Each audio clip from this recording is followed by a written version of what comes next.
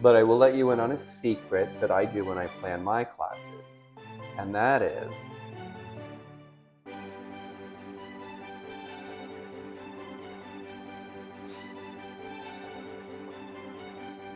hello, welcome back. My name is Peter Stark. I am the president and director of the Rock School for Dance Education. And today we have another rock run through. And I am delighted to be with my dear friend, Kristina Windom. And you know how you have friends and you have friends? Kristy is actually a friend. I find, Kristy, that as you age in life, that group of people that are part of your chosen family, it shrinks, and also with each decade they become more special to you, and you are incredibly special to me. I wanted to begin this conversation with you, Kristy, to compare memories to how we met. We're not going to talk about when, because it was a little too long ago. I met you in a ballet studio. I met you in a class, in a ballet class. Where was that? At Maryland Youth Ballet? That was the first point of contact? Yes. Okay. Peter, it was many, Rah, many, rah, many, rah, many, rah, many, rah, many rah, rah, years rah, ago. rah, rah, rah, rah. It was a while ago. I might have been teaching, but I actually think we probably were taking class together. I think we were taking Maybe it class might have together. been like Was it Michelle Maryland Lee's Youth? class. Yes. Yeah. Yeah, on a Monday. Yeah. Who I miss. What a great teacher, Yes. Michelle Lee's. I should do a vlog with her.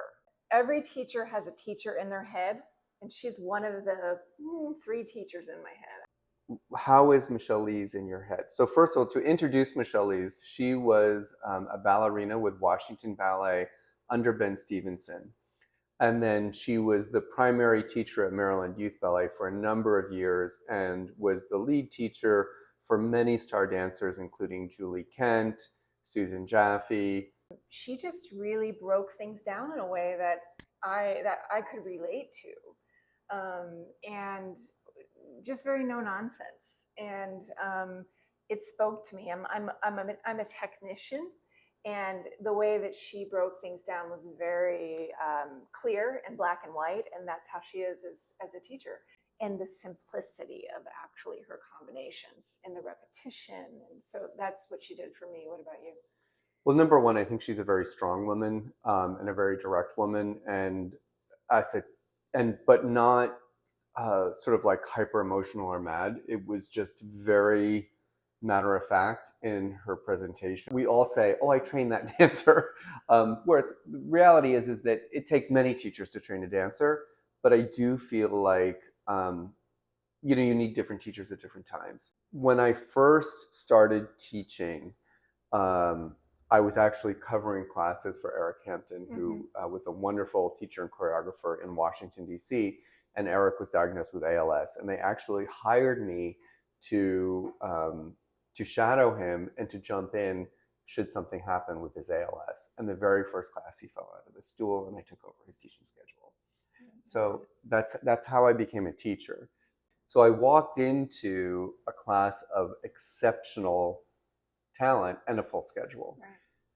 And Michelle was so no nonsense that she said to me, "You need to write down all of your classes." And I still have in my office, I can show you after, notebooks like this I taught there for 3 years, 3 years, 4 years. 4 years. From 96 to 2000. I said the date. I taught there for 4 years, and I have notebooks like this of every class that I wrote out. And in the beginning, Michelle would look through my notes and my terrible spelling of French, but to say, "Okay, so you're giving an attitude turn. Where are you addressing that in the bar?" Right. There was some talk of dancing together. Some talk. You came to me and you said, "I have a gig with Suzanne Erlon, who was a soloist in New York City Ballet that had a school in Maryland." It was like just instant connection as friends. And I felt like I had known you forever. And then dancing together, that was where I think that solidified. I felt so like I had been with you for a long time. Yeah, I felt like we really enjoyed, and I actually have to say that, I teach beginning partnering predominantly. You don't know this, but I always say there's this amazing teacher, Kristina Windom, and you may know she's a very tall woman, and she was one of the easiest people I ever lifted. And it's because you were as strong as a dancer with a sound technique, and there was a sense of timing between us. But I think there is something about partnerships and why people stick together for a long time, and perhaps why they become intimate together. A lot of partnerships, because it is so personal, and you make yourself vulnerable, and with those partners, and there's an honesty to it that's Yeah, just like you cannot fake. You cannot fake it. I mean, I think I always say this to my students, like, you're an actor, you're a dancer, and you're an actor. Regardless of what how you feel about this person, this is your acting ability. So I think that that's innate in some dancers, but it's also like you really have to act. You really have to act about Romeo to Juliet. So I think that skill is also really important. don't you also, Christy, think that there's a sense when you're gigging that you're your own boss? And as a professional dancer, you are so beholden to your director to cast you, to praise you, or and then let's say you get cast, and then you're waiting for which show you get, and then what the critic might say. And when you're gigging, you're like, you choose what you do, and you're sort of the master of your own destiny. And then rewind the tape. Let's share your story to where you are now. Yeah, I grew up in a very small studio and outgrew that studio quickly. And then I had a teacher tell me, we can't really do much for you right now. Why don't you look into a bigger place? And pointed my mother and I in the direction of Washington Ballet. And I went to audition for the Washington Ballet School, and I got put into a class, and Miss Day was teaching the class. And and a couple hours later, I knew that I was going to be a part of the school. It was just, I remember the moment. I remember the studio in which I auditioned in. Then I got into the company, and then after that, I went to Washington Ballet. I went to Cleveland. Wait. Another rewind. While you were in Washington Ballet, Mary chose you to go to Varna. Before YAGP, before Jackson, there was one, Varna. It was really the only. Moscow too. Varna, I felt like was bigger. Like Moscow, yes, but I felt like Varna was the one. Mm-hmm. If you could be even in that Varna competition, which is sad because it's no longer happening, that was the one. And of course, my mentor Fernando Bajones was the first American to win Varna, Mm-hmm. and until he died, was one of his proudest accomplishments. Yeah. I was I think 17 when I went, but it sort of, Mary Day took many of her students through competitions in the West. She picked very carefully the stars like you. I went over to Varna and had a really amazing experience because I got to take classes with all different nationalities and teachers, and our stage time was, I remember, at 1:30 in the morning. So what was Cleveland like at that moment? And such a tragedy that company ended up folding. But right. I mean, Dennis brought all these amazing, repetitors in and choreographers, and he was a beautiful choreographer himself. And he also brought Cynthia Gregory in, and they were very close friends. Yeah, from Cleveland Ballet, I went to work with Alonzo at Lines and studied with him, and then started dancing with the company, and was just completely changed my direction, my thought process, my understanding of where I am in the whole dance world. He's someone that I never got to work with, but I will let you in on a secret that I do when I plan my classes, and that is when I sort of have writer's block in class creation, I go to YouTube and I watch master teachers or company classes. I went through a kick of watching Alonzo King's classes from Lines, and the structure of his combinations were not just choreographic, they were so interesting in terms of how the body was moving, the placement of the weight, the use of musicality. there was just some really incredible material. You know, Peter, I met you when I came back from working with Alonzo. Oh, that's And interesting. I had a very difficult time going from working with someone who gives you a lot of wiggle room to going back into, being a student. Talk about your education for a moment, your formal education. My academic education. Yes. Yeah, I went and got an undergrad in my 30s, and then I got a graduate degree in my 40s. So, how did you use your formal education as you moved post performance into arts management and teaching? I started to teach much more heavily, and then I became more an administrator, teaching and an administrator. And you worked actually for Micah Bjerknes, who was your I did, partner in Varna, right. who started a school, which was an incredible facility Yeah, that he had he and funded. Pamela Bjerknes, they began American Dance Institute. And then I went from there to Washington Ballet, yes. And what Yeah. was your position at Washington Ballet? I started as full-time faculty, and then that turned into like an artistic coordinator, and then that turned into a division head.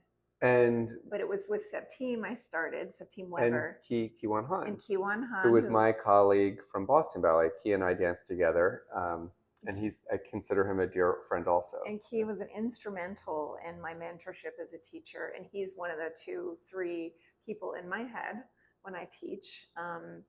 He was also the teacher of David Hallberg. Yes. And then Julie Kent was there, and I was there with her as she changed the dynamic of the school with division heads, and that was I think that was a very successful process. What was your title with Philadelphia Ballet? Principal of the school. And so that was a little bit interesting. So, for those of you who might know, Philadelphia is a big city on the East Coast of the United States. And the Rock School used to actually be the school for Pennsylvania Ballet. So, we're on one side of Philadelphia in South Philly, and what is now Philadelphia Ballet, directed by Angel Correa, is in North Philly. It's one ballet field. We are all very collaborative. I personally believe that, when there's interest in ballet, it serves everybody. However, there was some competition. Let's call a spade, right? There was some competition. So you were teaching in one school in Philly and I was in the other. That did not stop our friendship one iota. And then you were offered another amazing opportunity, and it's going to break my heart but it's a tremendous, because you are now, what is your new title? So I'm a trainee manager at Ballet West. Working with some of the nicest people I have ever met in the field, and really a wonderful school. What are some of the most important things to you as a teacher that you are bringing forth to your students? I think a safe place for them to create and investigate, but also I'm high on quality. I think that the kids today can do so much. That's really powerful. And the other thing I think that is interesting, examining your path, and I think something that we share is that to survive in this field, we've had to move. And I often say, you have to move horizontally to move vertically.